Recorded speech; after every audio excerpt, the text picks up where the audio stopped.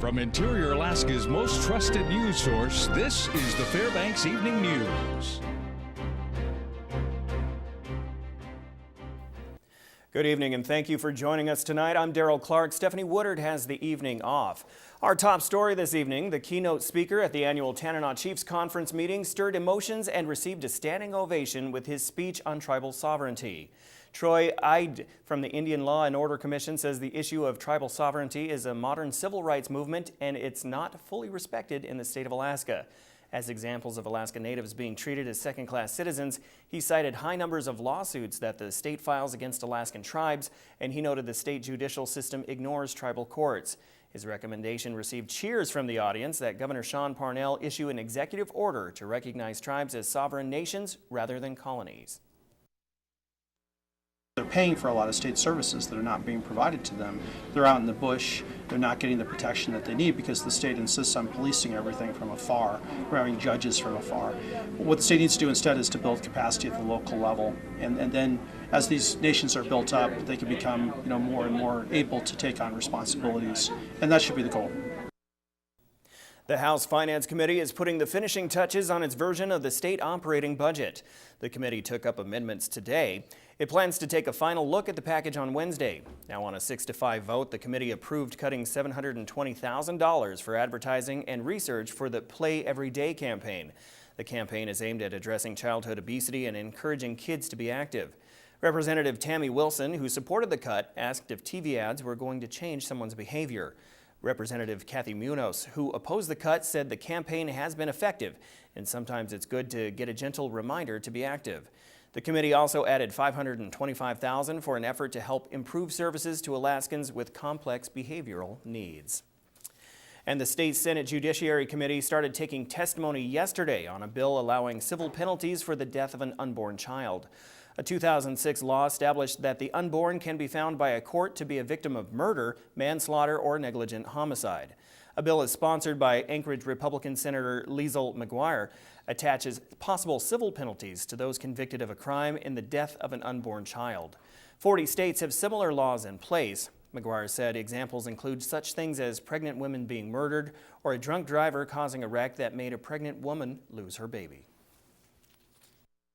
Oftentimes, you will have a criminal case where the victims feel some sense of justice, and sometimes you don't, frankly.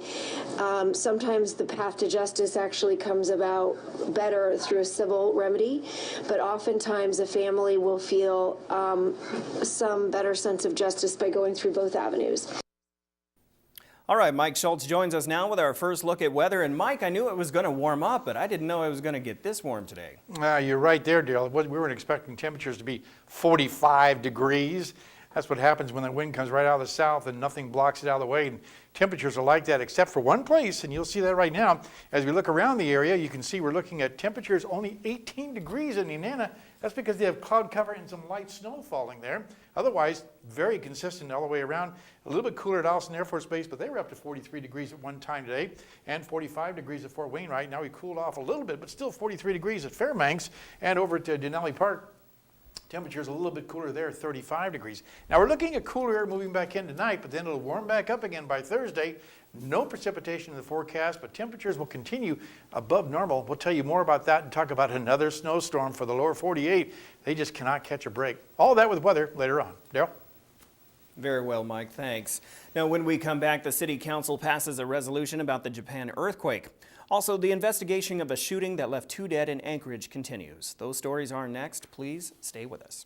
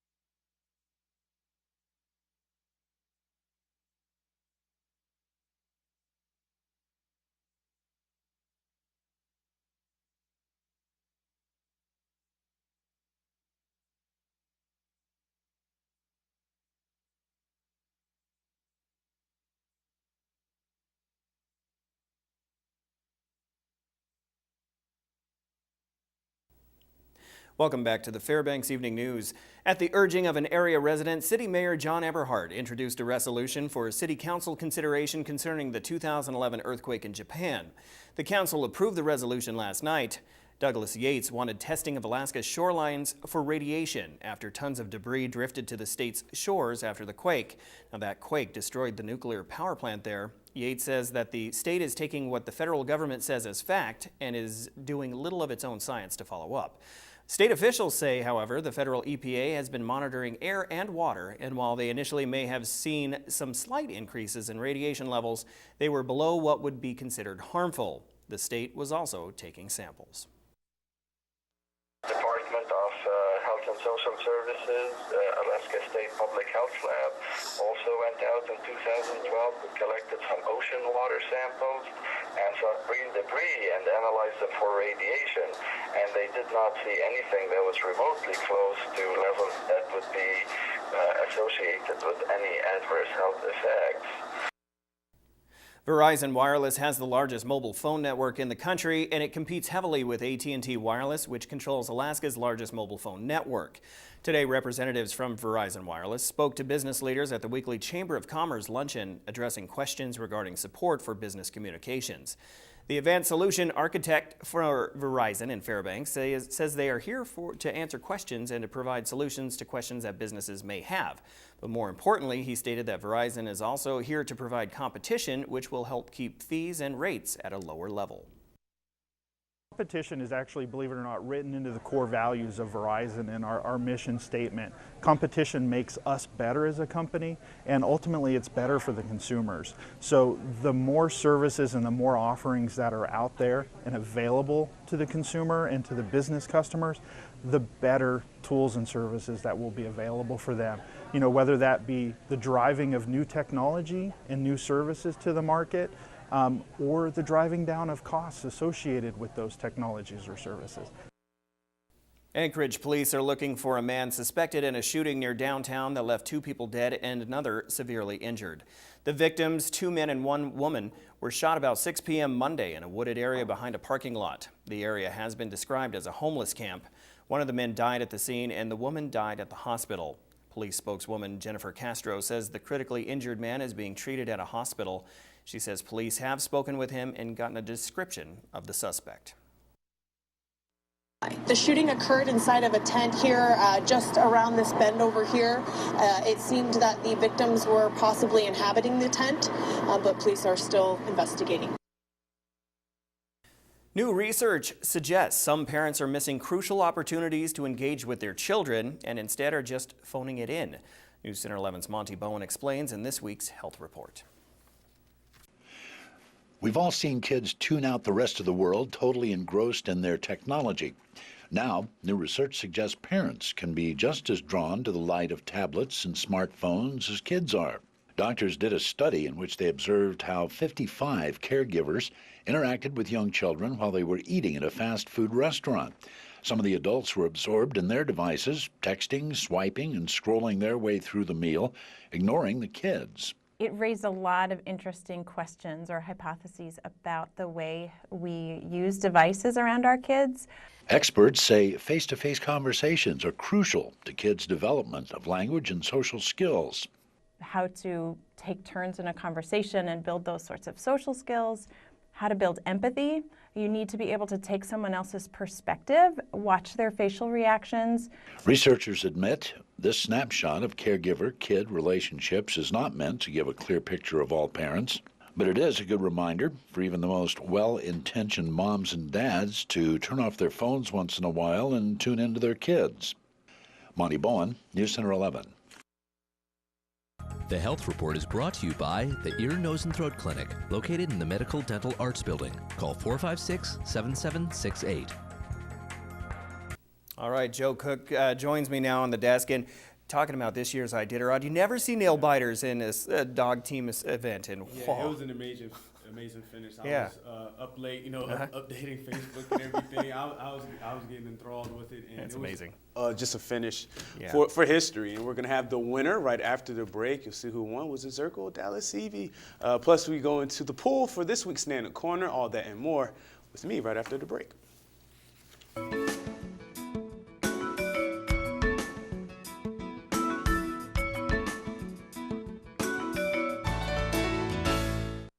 Welcome back, Interior Alaska. Time for Tuesday Sports. It was one of the most amazing finishes in memory for the 42nd Iditarod. But early this morning, after 4 a.m., Dallas Seavey won his second Iditarod title in 3 years, and he didn't even know it. Seavey passed leader Ali Zirkle on the way to Nome, thinking he was going for third with his dad Mitch trailing him. Zirkle was the leader after Jeff King scratched just 3 miles from safety as the winds picked up to 45 miles per hour. Zirkle got to safety first, but she stopped, citing some frostbitten hands and the wicked winds going on at safety. Seavey, however, flew through safety. Zirkle left 19 minutes after him. Seavey won the Iditarod by 2 minutes. Zirkle finished second for the third straight year. Seavey set a new Iditarod record as well, finishing in 8 days, 14 hours, and 9 minutes. Here's Seavey's reaction. Dallas, you think you can do this? Huh? What exactly did I do? You just won the Iditarod 2014. Are you kidding me? Yeah, dude. No, there's my dad behind me. Right? Where's Jeff and Alan? Behind you. Huh. Priceless reaction there. Here's the final top 5 Iditarod leaders. Following Seavey and Zirkle is Mitch Seavey, the 2013 Iditarod winner, and Dallas's father, Joel Olsom. Also, he finished 4th, and Sonny Lindner was 5th in this year's Iditarod. Now our Nana Corner. The UAS swim team is in Geneva, Ohio for the NCAA championships. We caught up with them before the team left. They plan to do some historic things for the program this week, swimming in 12 of the 18 events. Here's more. The Nana swim team will show strength in numbers this week at the NCAA championships. Last year, just 2 went to nationals, junior Margot Adams and senior Benty Heller. Now the team has grown threefold. There's definitely a lot of excitement because this year we have 6 girls going. I know last year there were only 2. So having a bigger group of girls going is going to be a lot of fun. Adams has been runner-up in the 100 butterfly 2 straight years. She thinks 2014 will be the year where she seals the deal. I've been training hard all year, and I know I can win, so I just have to go do it. Defending 100 backstroke champion Heller has her eyes set on a different podium goal this time around, the freestyles. The 50 and the 100 are my main focus, actually, so I really want to do that and focus on the 50 for sure, and just do really good in the relays and have fun. UAF's top relay is the 200 medley. They rank 7th in the country thanks to the emergence of freshman Victoria Adams and Nai Nguyen. The breaststroke specialist started in January and solidified the relay along with Heller and Margot Adams. Juniors Danielle Lyons and Gabby Summers are relay alternates on this year's team. It's amazing to be qualifying with a team together. I mean, every girl contributes to qualifying for the nationals, so I'm very confident that we'll be doing well on nationals. Head coach Scott Limley thinks Alaska will make heads turn a little more at nationals this year, but the freestyle relays will be key. If those freestyle relays swim as well as I think they will, they'll be All-American, and they'll score us 20 to 30 points just with those 2 relays or 3 relays. So I think it's going to be a huge year for us, both in terms of individual events and in relays. The NCAA championships begin tomorrow at the Spire Institute. Nana Corner, brought to you by Sports Medicine Fairbanks. And today at Ben Allison High School, a Raven inked his national letter of intent. Jaheim Prelo will be a defender, literally. He signed with the Dordt College Defenders as a cornerback. Prelo chose the NAIA school over Drake University and the University of South Alabama. He'll be a part of a rebuild as the Defenders went 2-9 and 0-9 in the Great Plains Athletic Conference. Head coach Greg Youngblood has ties to Prelo's old high school in New Mexico. Prelo moved up here for his senior season. So the senior running back for Allison, he racked up 584 yards and 8 touchdowns. He also had 46 tackles, 6 for loss, and 3 sacks for the Ravens, who tied for the Greatland crown last season. He'll be at his natural position at Dordt at cornerback. He has a 3.3 GPA and plans to major in biochemistry. Prelo is happy for the opportunity to play post-high school. The atmosphere down at Dordt, Coach Youngblood, he's a good man, honestly, and just the atmosphere that they have a very family-type environment. It's a Christian environment, and I need that, especially going off to college. That means a lot to me, just the family atmosphere. I need a good support system, and Dorr provides that. Jaheim was the vocal leader, and we needed that. And I think even, other players on the team, even Tony, needed to see that mature vocal leadership that Jaheim brought. And I think he's going to do well both academically and athletically. On Sunday, the ASAA had their selection show as the high school basketball teams found out who they'd be playing in the first round of the state tournament. The 3A and 4A tournament tip off on March 20th in the 4A boys bracket. Lathrop will face defending 4A champion East. West Valley will take on Service. On the girls' side, West Valley will play Ketchikan. In the 3A boys bracket, Monroe will face Nome Belts. Delta Junction will play Bethel. And in the girls' bracket, Galena will play Bethel as well, and Valdez will face defending champion Barrow. In the 2A tournament, which starts Monday, both Nenana boys and girls teams will play Matlacattla. The Glen Allen Lady Panthers, the Central Interior champs, will play Craig, while the Panther boys, who are also CIC champions, will face Haynes. And in the 1A boys bracket, Fort Yukon, the Golden Heart champions face Noah Tech this Saturday at 9:45 a.m. at South High School. And the Huslia girls, the Golden Heart title winners, get Kiana on Saturday at 11:30 in South for their first game of the state tournament. And that'll do it for sports tonight. Thanks for rocking with me for a little while. Mike Schultz is next with your full weather forecast, and we'll catch you next time. Hey everyone, welcome back to the weather. Once again, warm temperatures across the interior. Almost a record high today. We're only 2 degrees shy of the record high, and I'm sure the roads are going to be really very nasty this evening, so keep that in mind when you're out and about driving around. Photograph tonight, this is a postcard photograph. Once again, our good friend Trevor Gridley able to capture the great one along the Denali Highway there. What a beautiful shot. The colors are just majestic. And again, a great photograph. As always, if you have a photograph to share, send it to me at photos@ktvf11.com. Well, the numbers look like this. Like I said, our high today, 45 degrees. The overnight low is 2 degrees, where normally it would be 6 below. Record high, 47, 1988. We came close, 41 below at 1930. And our sunrise and sunset working out to about 11 hours and 23 minutes of daylight, a gain of 7 minutes from yesterday. Satellite and radar, look at the flow coming right out of the south. That's why we warmed up so dramatically today, and all the precipitation being blocked out by the Alaska range. So just mainly high clouds around the area. Over southeast Alaska, a little more weather happening there. And in fact, on our map, you can see, looking at lots of rain across southeast Alaska, 47 degrees at Ketchikan. Even Anchorage warm, 42 degrees. Some snow shower activity at Bethel, only 9 there. And 4 degrees at Dome for the finish of the Iditarod, with blowing snow also a problem there. Lower 48 weather, let's see what's going on down there. As you can see, sunshine is broken out across the Pacific Northwest. Cold temperatures once again returning to the northern plains, and some snow in the forecast too. Lots of rain over the deep south.